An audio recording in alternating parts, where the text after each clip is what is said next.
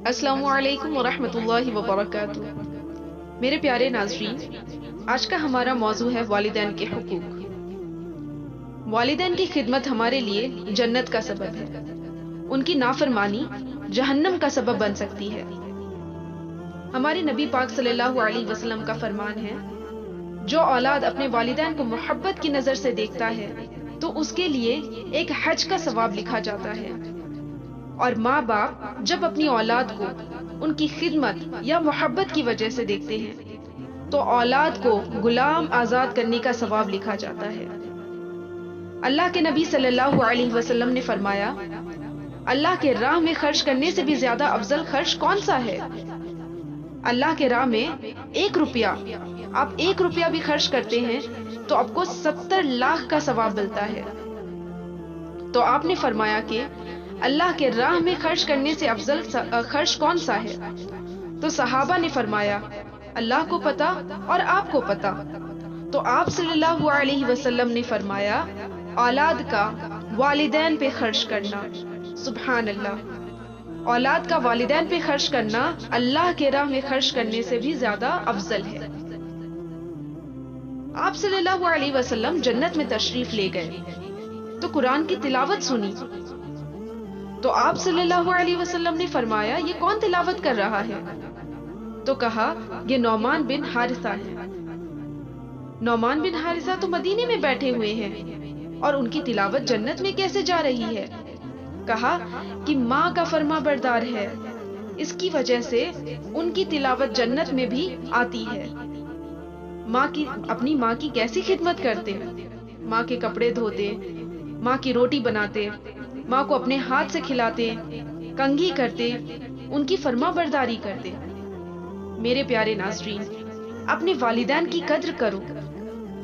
ایک بار کا واقعہ ہے، حضرت موسیٰ علیہ السلام نے اللہ سے پوچھا، میرا جنت کا ساتھی کون ہے؟ اللہ تعالیٰ نے کہا، فلاں کسائی۔ حضرت موسیٰ علیہ السلام اور کسائی میں کیا جوڑ ہے؟ موسیٰ علیہ السلام گئے تو کسائی گوشت بیچ رہا تھا۔ شام کا وقت ہوا، کسائی اپنی دکان بند کر کے جو بچی ہوئی بوٹیاں تھیں اسے سمیٹ کر گھر کی طرف روانہ ہونے لگا۔ تو حضرت موسیٰ علیہ السلام نے پوچھا، کیا میں تمہارے ساتھ چل سکتا ہوں؟ وہ حضرت موسیٰ علیہ السلام کو نہیں جانتا تھا۔ کہا، چلیے۔ گھر پہنچ کر اس نے ایک ہانڈی میں گوشت چڑھایا، گرم گرم روٹیاں بنائی۔ ایک بوڑھی عورت بیٹھی تھی، پھر اس کے پاس گئے اور نوالے بنا کر کھلاتے رہے۔ پھر اس کا منہ صاف کیا، اس نے کچھ بڑبڑا کر کہا، پھر اس کو لٹا دیا۔ حضرت موسیٰ علیہ السلام نے پوچھا، بھائی یہ کون ہے، یہ کیا ماجرا ہے؟ کہا، میری اماں ہے، صبح جاتا ہوں تو اس کے سارے کام کر کے جاتا ہوں، شام کو آتا ہوں تو پہلے ان کے کام کرتا ہوں۔ تو حضرت موسیٰ علیہ السلام نے کہا، وہ کچھ کہہ رہی تھی۔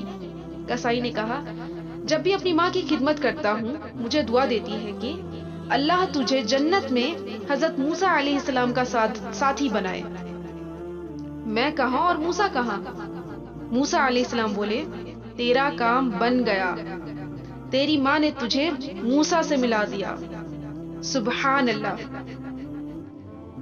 اللہ کے نبی صلی اللہ علیہ وسلم نے فرمایا، جس نے اپنے والدین کو ستایا اس پہ اللہ کی لعنت ہے، فرشتوں کی لعنت ہے، زمین آسمان کی لعنت، نہ نماز قبول، نہ روزہ قبول، نہ حج، نہ زکوٰۃ قبول ہے۔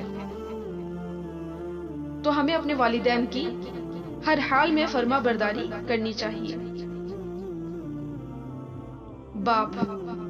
باپ یہ وہ سایہ دار درخت ہے جو دھوپ اپنے اوپر لیتا ہے اور بچوں کو سایہ دیتا ہے، دن رات کام کرتا ہے کہ بچے خیر سے کھانا کھائیں۔